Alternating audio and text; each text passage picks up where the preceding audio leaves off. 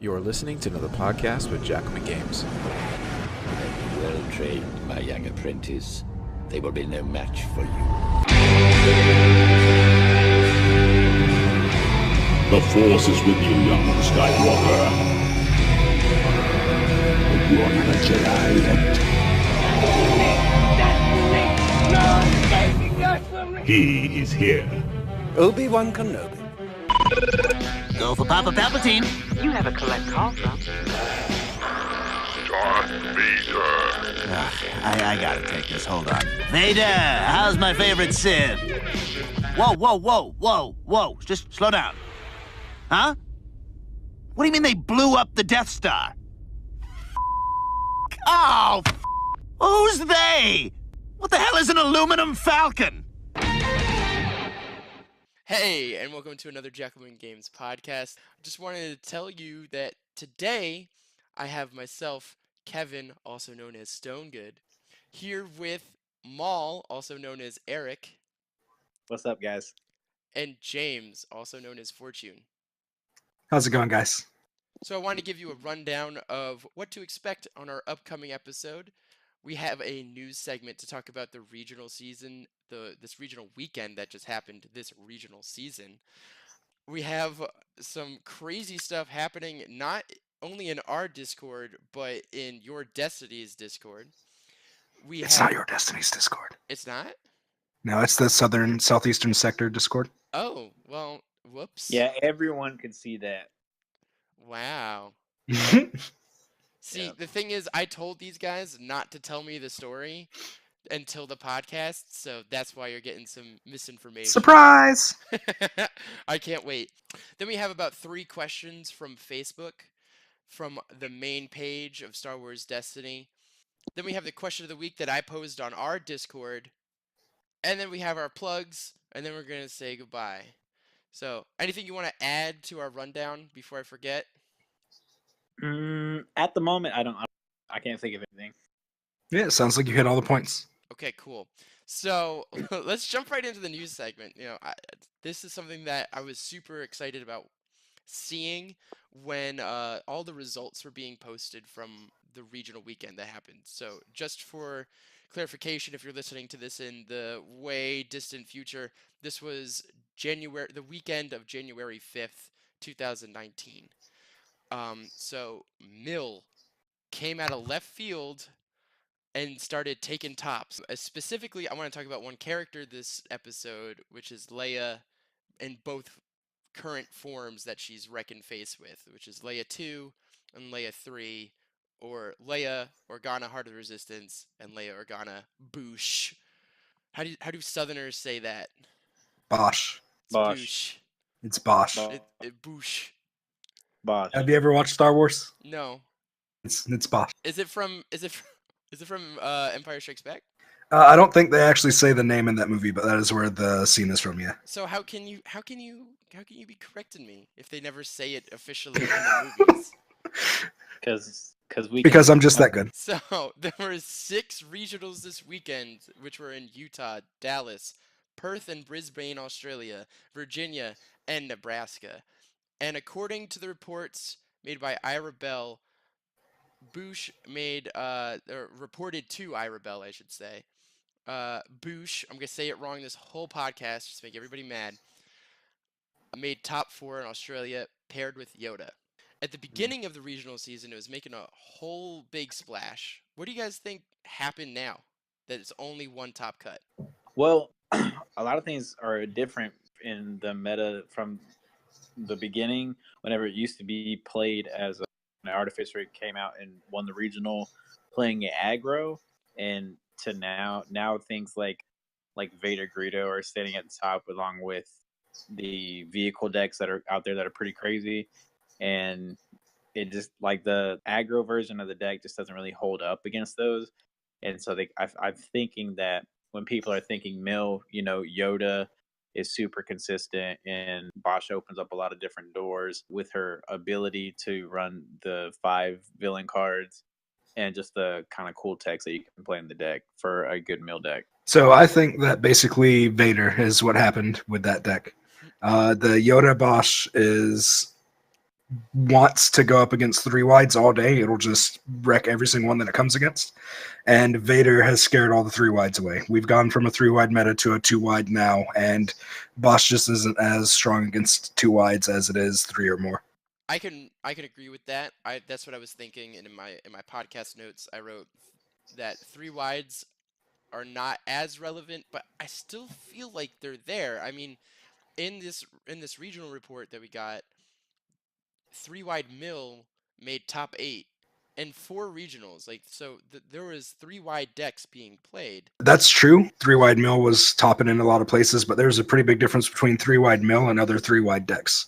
I think 3-wide mill is pretty good against Bosch because Bosch never gets anything out against them. I actually agree with James on this subject. Like, things like the Shadowcaster decks or any of the drive-by or whatever may be played, I think Yoda Bosch was a really good matchup against it because it could spread up to like 24 damage in one resolve chain in a turn or something like that, or something stupid like that. Yeah. And it was ridiculous. So I think people are straying away from it. I do believe that things like Apocalypse, they present a bigger challenge because of the consistency, the individuality, second chance on Cassian, or a Force Meditation on Yoda, or Force Wave or whatever, or the Pod Racer on Anakin.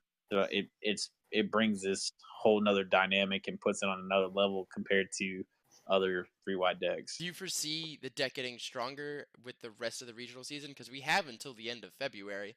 I think it really just depends on how prevalent Vader is in the greater meta, because the amount of Vader is going to determine the amount of 3-wides that we see, and the amount of 3-wides determines how many Yoda Bosch will see. So do you think we got our rock, paper, scissors right now? That's a pretty good rock, paper, scissors, yeah. Yeah, I would agree with that. Okay. That hasn't happened in a long time, having rock, paper, scissors in this game. Actually, I don't remember the last time I saw it, something like that. Well, there was Sad, Tacos, and whatever else was being played at that time. Dooku Townsend, maybe? The last one that I remember was last year, Miami Regional. It was Mill beat Ships. Ships beat Sabine. Aggro. Yeah, and then Sabine beat Aggro beat Mill. Just like Star Wars, the meta is cyclical. Put that on a shirt. Print it. Cyclical. Get on it, Ashton. Make it an awesome design, because my thumbnails are okay, but we need yours. We need your graphic design back, Ashton. So that's actually a good place to put in. Ashton's baby is born, and our friend is very busy. Very busy. So hopefully we'll get something out of him soon. Until then, you guys all know what he's doing. He's taking care of a newborn baby with his wife and daughter. Also this weekend, we had a strong showing of, the star of our show, which is Leia, but like a different form of her. Leia 2, Leia Organa, the Heart of the Resistance. She took first place in Virginia, paired with Yoda, and the plot taking ground. And this made my mill heart grow and almost explode. The deck was super interesting, and I wanted to jump into about 4 or 5 cards with you from the list. Have you seen the list? I have. Yep, got it right here. You got it right here? Okay, cool. This isn't a list that I feel like I could run, but I like the card choices within it. I love the choice of Taking Ground, because it uses the battlefield Occupied City, and in my mill testing, Occupied City is like you have to claim. You have to claim as a mill deck. It's the first time where being in control of the battlefield is so powerful. Have you guys had a chance to run a mill deck in your testing? I don't like to degrade myself like that. I was actually just about to say that I'm not a horrible person, so I don't play mill. Have you faced a deck maining Occupied City? Yeah, most Jin Cassian decks that I play against always have Occupied City. And as Eric just mentioned, our resident local mill player Lance has played me a couple different mill decks, one of which was the Taking Ground with the city, and it's just Occupied City is so strong. as an aggro players, dude, safe to say, right? Yes. Does playing on occupied city does it make you does it make you feel uncomfortable when you're on occupied city? That's what I want to ask you. As a mill player, I want to know the amount of torment that you have when you're on occupied city. I'm gonna be real with you. I don't care. And my answer is only slightly.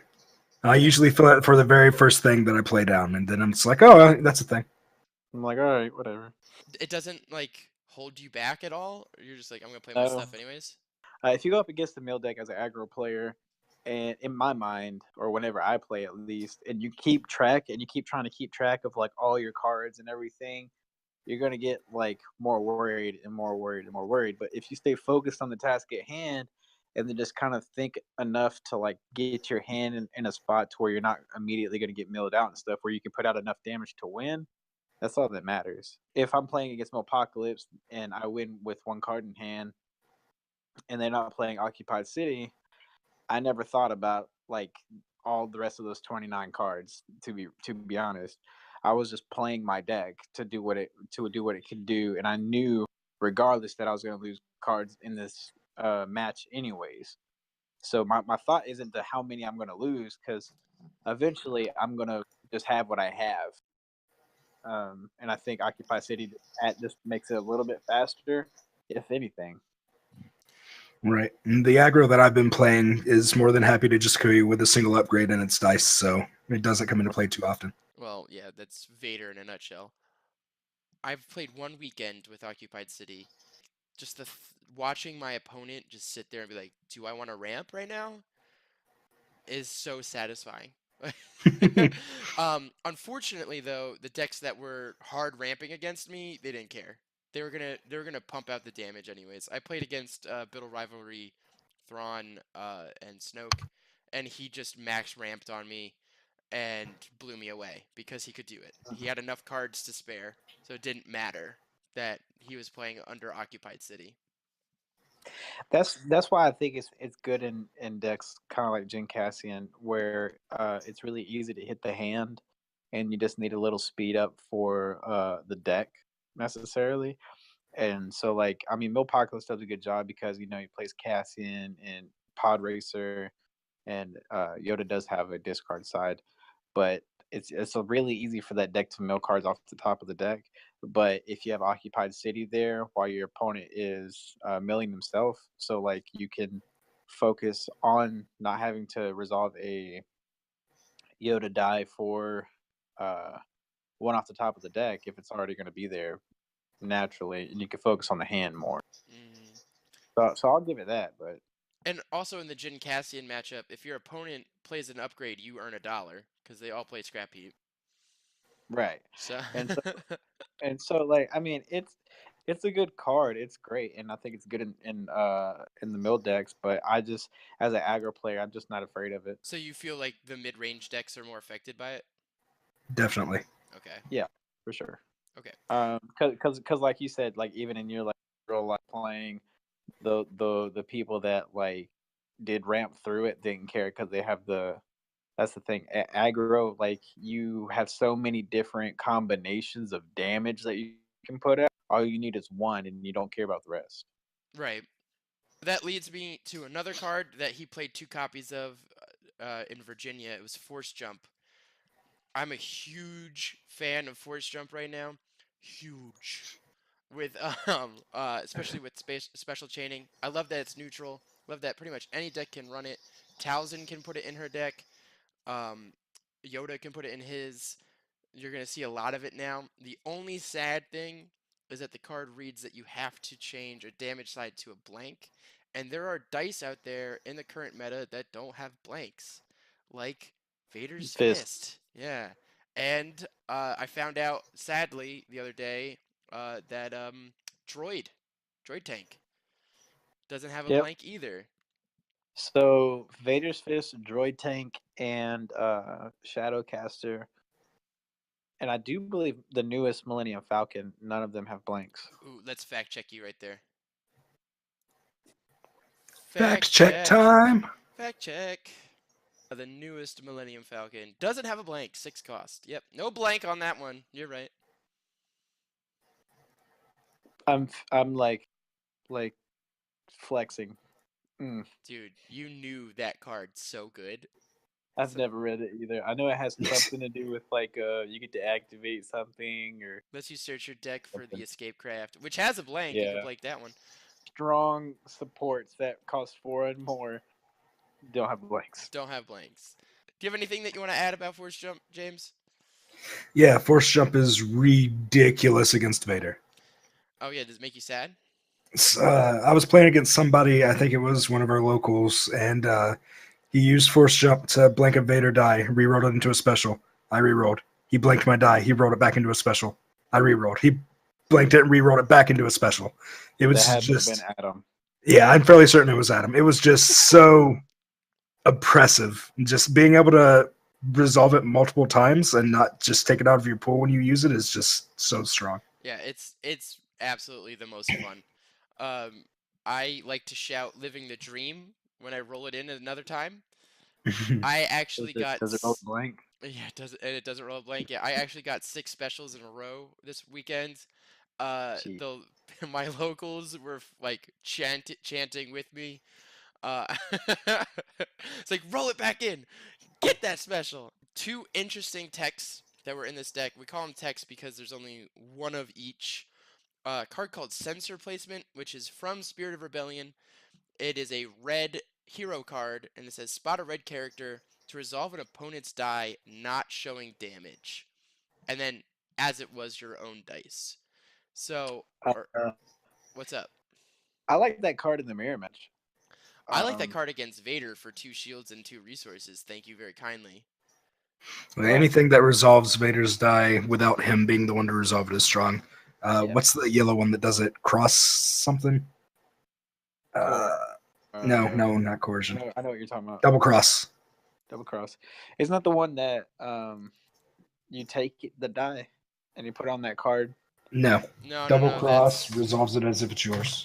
Hold on. Let's see. We're checking up on our computer box. Remove one of your yellow character die to resolve an opponent's die as if it were your own. I can't even find that card in my Star Wars Destiny Cantina. How do you spell double cross? Does it have a hyphen? It does. I found it. Remove one of your yellow dice. I'm from Alabama. I can't read. Yeah, it costs the same. You have to get rid of one of your dice, but I don't like double cross. I like sensor placement way better. The point is for double cross is like, say if you give up your dice to resolve one of Vader's dice, that's one of Vader's dice that's not coming at you. True. It doesn't work in the Leia 2 build because there's no yellow character. She's red, right? Right. Yeah. So this is for the more aggro characters. So Vader rolls into the 4, and then you just throw that right back in his face. I mean, you could run double cross in Leia Lando, but your dice are too important in that deck. Like your character dice are way too important to be resolving dice as if they were your opponents. I mean, you could play in like Han Kira and like whatever dice did not roll in damage that you would resolve action cheating. You could just play it and then resolve, like remove your one dice and to do more damage. Yep. That's true. So yeah, in your next deck list, think about double cross. Please don't. Says the Vader player. And then another one of he used basically a miniature version of Jin, which is Strike Briefing. It costs 0, it's red, it's hero. Look at the top 3 cards of an opponent deck, rearrange them in any order, and then you may discard the top of that deck. Mini Jin, that is Jin. Mini Jin. It's Mini Jin because it's a 0 cost event. It's Mini Jin.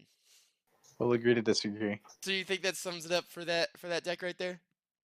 I think it's one of those things. It's one of those decks where kind of like the North Carolina Shadowcaster deck won or topped, or it did win that one, but it had a lot of meta call tech cards that they said that they wouldn't play again, but it was good that they played them because of it was a correct call. And I feel like these cards are just kind of goes into that.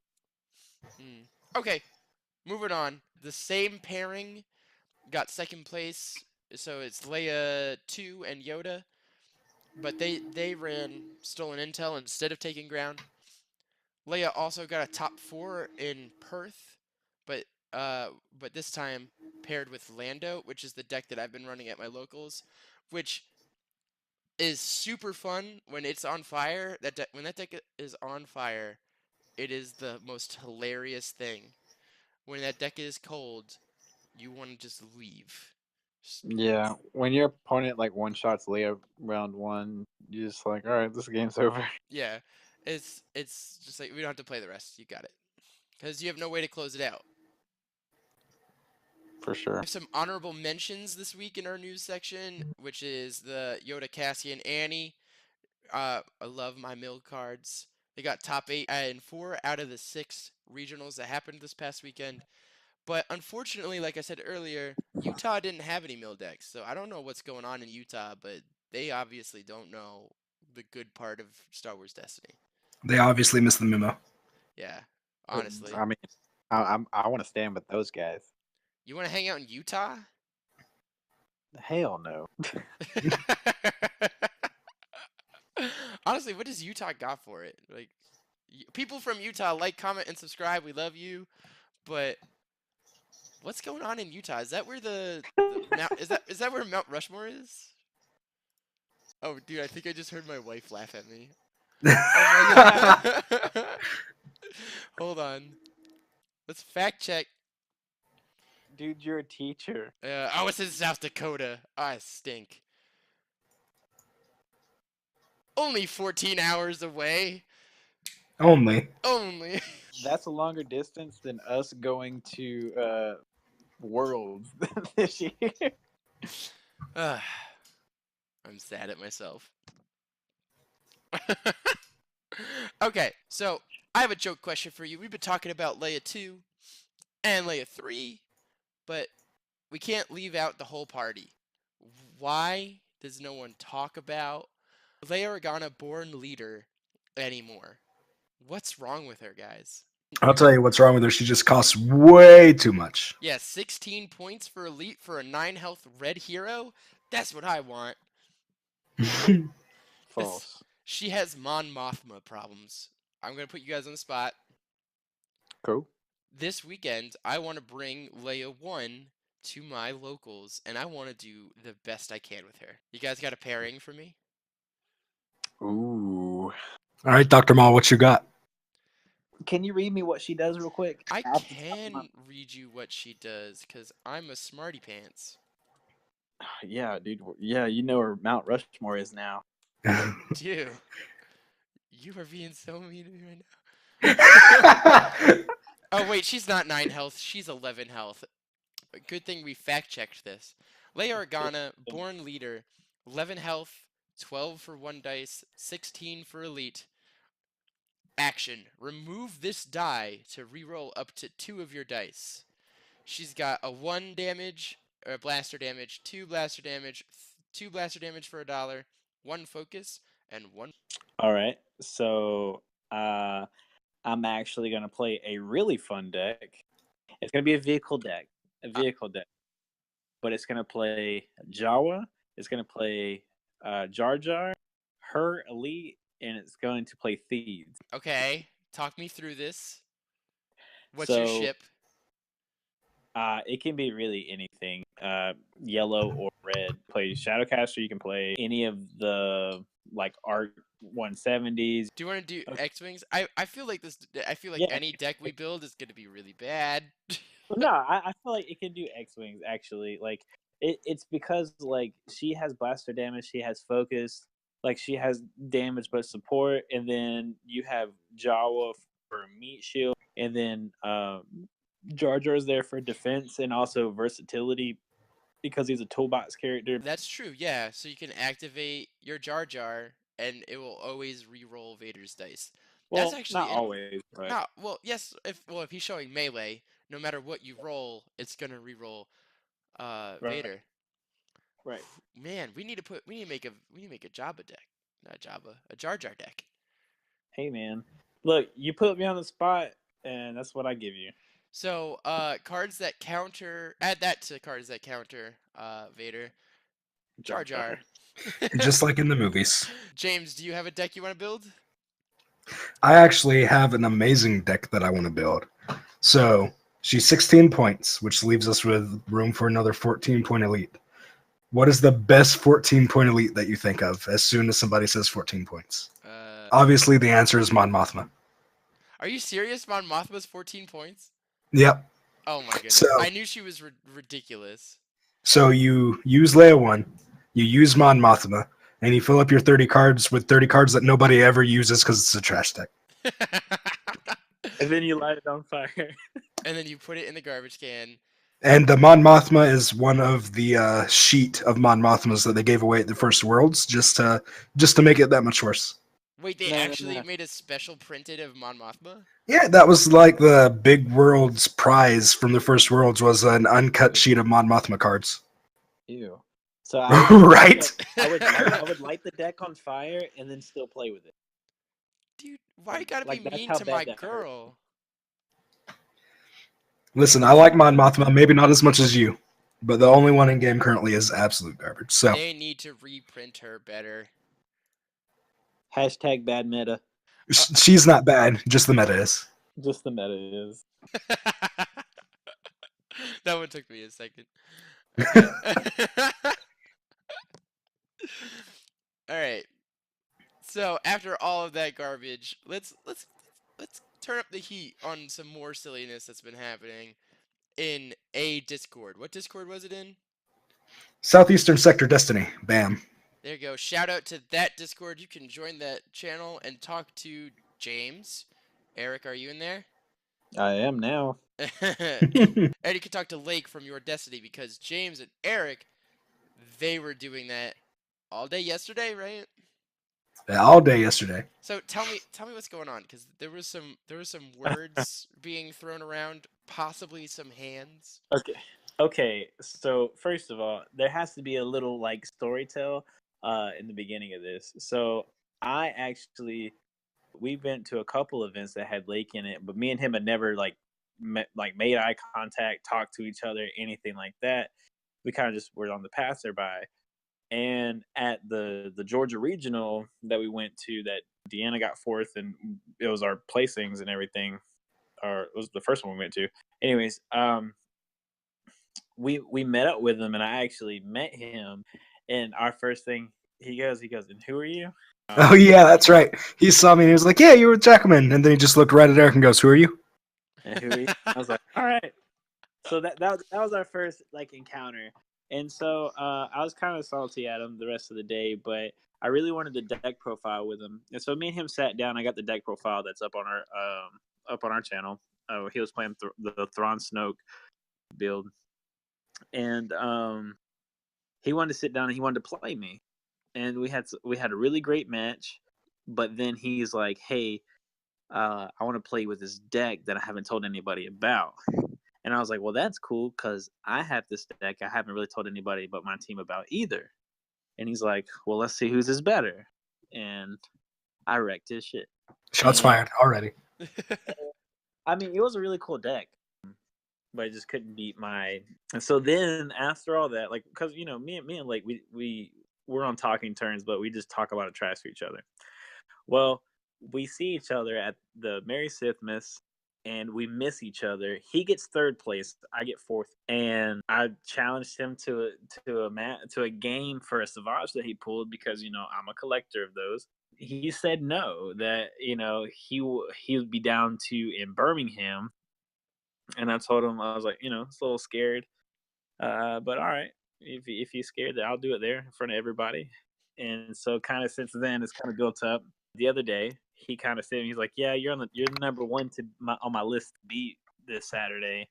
Can I interject? What's up? James took a screenshot of the list that he has on his phone, which is a handwritten or finger-written list on like his notepad that says people to beat, Eric, and then somebody else. Who was the second one? Brian H is one of the top players in the South. Okay, so but people to beat, Eric and Brian. And then James lets me know that there was some trash talk going on in this Discord. I was like, send me the link. And so he linked me to the Discord, and I came in, just defending myself and kind of popping off. And then it got established that whether it's in the tournament or not, after the tournament, because the whole tournament's going to be on stream. Hopefully, we can provide you guys with the proper links and stuff so you can tune in and watch us if you can't come play with us. Because me, Fortune, and Django will all be there. But after the tournament is going to be a best 2 out of 3 grudge match. Me versus Lake, he represents Your Destiny. I represent obviously Jackalmen, and the loser has to become a Patreon to the other one's team for a whole month, and for bragging rights. Is the Savage still in the mix? Yeah. Okay. Was there a monetary price put on it? No, but we're gonna make you pay us. We're gonna pay $10 to that Discord. We're gonna be $10 Patreons. Right. And I think it more goes to because Lake is a very accredited player. He's already won a this year. He went to was it New Mexico, James? Yeah, he had to fly all the way out to like a 9-6 person regional to win one. But Yeah, that's right. And so I was talking to him. He's like, "Yeah, I'm not sure." Initially, he was like, "Yeah, I'm not sure if I'm gonna go to Birmingham. I'm thinking about doing it in Phoenix, going to Phoenix." And I'm like, "Okay." Well, turns out Phoenix is the same weekend that Miami is, but still, eventually, he was like, I was talking mad trash, and he's like, "All right." He's like, "I'm going to beat him," and so I keep telling him, I was like, "Yo, man," because I had to point out to him eventually that the even though we didn't play, my presence, the one regional that I was at was the only one in his career that he hasn't top 8'd. Ooh, that's true. And so far I've always been one slot behind him. That doesn't make him better than me, because obviously we know in creation wise we've already settled that dispute. Ooh. And strength of schedule is always a factor. Yeah, but my deck still knocked him out of top 8 because Deanna made it in with it. I like this. This makes me happy. So it's the battle in Beham. And I assume we're gonna put some hype behind it before, to let you guys know whenever the actual grudge match is about to begin. James, do you have any input on the whole situation, from your point of view? So I was just the hype man in the background, getting you guys to go at each other's throats. No matter who wins, I win. It's all that matters. But I do want to. They're going to have it set up to where people are commentating over the games, at least the top 8 games. So for the grudge match, I want to be a commentator on it and just watch the magic unfold. That is gonna be so awesome. Hopefully they'll give us permission to post that on our channel, just the grudge match. That'd be awesome. Yeah, for sure. I'm hoping I don't let everyone down. But even though these are high stakes and a lot of trash talk, and at the end of the day, regardless of how competitive you are, we're still Jackalmen, and we're still all about having as much fun. And you know how I had fun, Kevin? Beating people? Beating Lake. Oh my gosh, I hope he listens. Well, I mean, I had to cut that clean promo real quick. But no. And so on a less savage note, though, I do want to say, give a shout out to Your Destiny and Lake for actually accepting it and having the opportunity to play such a great player in a stage like that. Even if he is going to be upset afterwards, he might retire. But either way, you can tell that you watch wrestling. This sounds like the beginning of every match in wrestling. Hey, as Ashton said, there's 2 things about Alabamians: we like rap and we like wrestling. Hey man, if only you guys knew where me and James lived, you would understand that. Correct. Every day we get a newspaper article or pictures of police or a story about this guy he's got this boombox that's also a suitcase, and he's just walking down the street and I can vibe to it. There was a shootout 3 streets down from us, no big deal. That was the newspaper article. in the Yeah. in the town that I Well, teach in. today, Oh, go ahead. I'm about to say, well, today James was home, and then he was telling me that one of our neighbors backs out of the driveway, doesn't even look, and smacks into a car going down the road. Is that the And police picture that you sent us? yeah, Yes. that's what was Okay. going on. But James, like, explain like the pull up and then the guy. That's hilarious. So I hear, like, I'm just in the living room and I hear this loud bang, and then I hear people yelling, and I'm like, all right, well, I'm gonna pop my head out the store real quick, and I see that it was a wreck, and they're just like yelling at each other, and the person who like backed up and out into the street is squaring up. The one that's at fault is ready to punch Yeah, somebody. exactly. Yeah. Oh my gosh. I gotta look at that picture a little bit closer. Oh man. All There's right. like 5 cop cars. That's why But if you are a Patreon, you'll also hear that we recorded a gunshot in the background. yeah, so it's now to the point that like whenever me and James hear it, we're just like we just kind of check our bodies. We notice we don't have any gun wounds, and we just kind of go about our business because that's not my problem. It's not your problem if it's not in your body, right? That's right. Hey. Oh, and also, just to get back on track here about Lake, Lake jumped into our Discord. Welcome, buddy. And he also, we talked about Kit Fisto while he was there. And that's, Yeah. and Well, that's I mean, when it does come to Lake though, like I said, like I joke and about all the beating him and stuff, but like I do say, and I've said it again, he is a very accredited player. Like he's very talented, and I'm actually really excited for the opportunity to play him on such a big stage. I just wanted to reiterate that because it's going to be fun. It's going to be fun for both of the brands, and I think it's going to be a big step forward in us possibly working with your Destiny, hopefully. So that'd be really cool. Klaus is pumping out like articles every day that I read. So And this isn't the first time Blake's been throwing challenges out either. There's a 3v3 he challenged us to. That's going to happen at Oh some point, yeah, hopefully. that's going to be your Destiny versus Jackalmen, and so we still haven't chosen our three yet, and we got to get on that. yo, you need to have a mill component. Bring me. Pick Well, me, coach. I mean, you're our team captain, so it's kind of up to you, boss. Oh, I'll go down to Bama for that.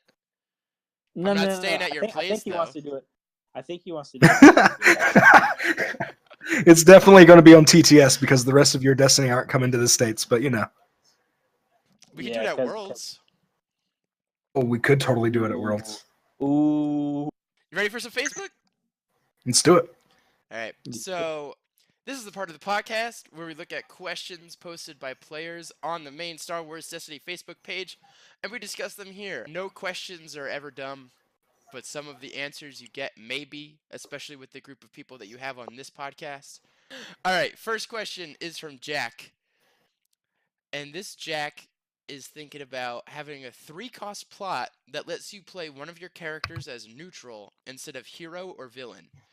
He thinks that it could be fun and opens up some shenanigans for characters that don't see a lot of play, like Mon Mothma or Layer 1. Do you think that this is too expensive or would be too overpowered to be in play?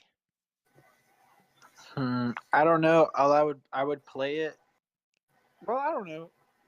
So just so I'm clarifying, it would make one of your hero or one of your villain characters neutral instead, correct? Yeah. I mean, I think there's. I think with that ability, I think the cost is good enough to kind of make it, except for the fact that you would be able to combine Yoda with villain cards and Snoke with hero cards. Mm-hmm. that would make things kind of ridiculous. I think that it would definitely be a fun card. Oh yeah. And as far as it being overpowered, obviously FFG don't care about overpowered stuff, overpowered plots. We got armored reinforcement, so I think 3 cost is probably fine. A lot of people in the comments were like, "Dude, that's crazy," or I'd rather see a 1-cost plot be made that is better than espionage. And I was sitting there and I'm like, "You right," but I mean, honestly, I would play Yoda. I would play Yoda Phasma. Because that oh would be fun. yeah. That just sounds fun. That sounds because now Yoda's neutral, so you can okay.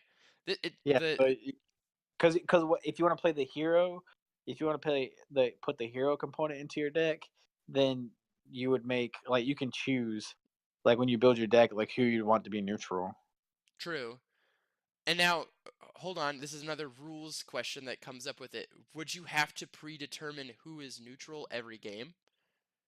It's how you build your deck. Oh, that's So, true. Okay, yeah. So if your deck so is like filled with villains, right, all right, right, right. and then Yoda would have to be. So I would think after you set up the board, you would have to announce to your opponent which one is the neutral character and have a way to be able to mark it. But I do also think that a part of this card is I do believe this is one of those cards that would be colored to make it more reasonable. Just to And I limit it a little bit more. and with how they have gone about it, I do believe that it would be yellow. Yeah, because Because of rogue. how they neutral already, yeah. It just opens the field for deck building. Like this is something Yeah. that would be super awesome to see. I would just play Jar Jar in villain decks. Jar Jar's neutral now. Jar Jar all day, every day, baby. Yeah, Yeah. he counters Vader. Vader just one strokes him. Okay, ready for the second one? Yep. Okay, Ed asks, and this is bringing us back to our Leia conversation that totally got lost in the wind, is help alleviate my confusion. I was having a discussion during a game with a friend about grappling boa. If a shield blocks the damage, does a character die still get removed? And for those of you that do not know how grappling boa is worded, it says after a character takes damage from this die, you may remove one of that character's character die. So not so we'll let the judge answer in a second, but from my initial thought process on that, shield blocks the damage. So if you're resolving the one and you only have one shield, I would think that it doesn't resolve because the shield blocks the damage. It's not a character taking the damage. But I could be wrong, but that's just my initial thought. James, what would be the correct ruling on this? So you're correct, and the reason why is there's two types of damage. There's damage dealt and damage taken. If Grappling Boa said after a character is dealt damage from this card, shields, force illusion, whatever, it would still remove the die. But because it says takes damage, the damage token has to be placed on the character for it to have been considered to be taken. All your questions answered here at Jackalmen Games. Thank you so much, Judge James. Question 3, you ready? Let's go. Yep. I asked this last week, but I feel like it's an important question to ask every week right now. Advice on dealing with Vader Greedo? Hyper aggro. Hyper aggro, Shadowcaster reset, and just re-rolling his dice endlessly with Force Jump. Yeah, Force Jump, Jar Jar, and sensor placement right now. There you go. We got our number one deck this weekend. I think Jar Jar four Jawas. That's wrong. Oh man, come for the Jackalmen, stay for the jank. Please join our Discord. It's free. We don't make anybody pay for anything. Just go to jackalmengames.com, jump on in. There's a join our Discord button right there that brings you in. If you do choose to become a Patreon, it does link you to our Discord immediately as soon as you sign up. That's greatly appreciated, but not necessary. We try to stimulate conversation every day. There's a couple of regulars that jump in, and there's a channel on our Discord that is called #HelpMePodcast, or Help Us Podcast, excuse me. And this week I asked, out of the current released and spoiled characters that will be featured in the upcoming standard format, who do you think will be here to stay? Let me give you some answers from our community. Cat, he says Snoke, even though he was, quote, unfairly nerfed. Hessian Sack says Afra, because she can fit in with so many things and her ability is really strong. Impulse 411 says Vader 3 and Mother Talzin are immovable objects. That is so true. And my favorite answer is from Banana Crapshoot. Banana Crapshoot says Mace Windu because, quote, Why would you play Kit after Mace 2 comes out? I mean, that's very true. Quick question on Mace. Or for an idea, anyways. Does Padawan, is it a Jedi? It is a hero and it's No. just a character, yeah. Okay, I was about to say because if it was a Jedi, and they're both 7 cost, or right? Eight. She's 8, yeah. So she'll Uh, fit. She'll fit with Mace Windu. Mace Windu is 12, 16. Yeah. So you could So have her and a Jawa with Mace Windu, but or yeah. her and a warrior. No, dude, you just play her, Jar Jar, Mace, and just play Bitter Rivalry.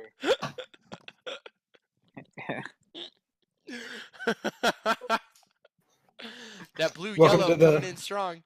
Welcome to the Jackalmen Games podcast, where it's all Jar Jar all the time. All Jar Jar, All all the Jar times. Where Jar the all the points are time. made up and the Jar Jar definitely matters. Facts. Jar Jar has exotic ability Yes, when you to put all obliterate. 5 pieces of Jar Jar together, you win the game.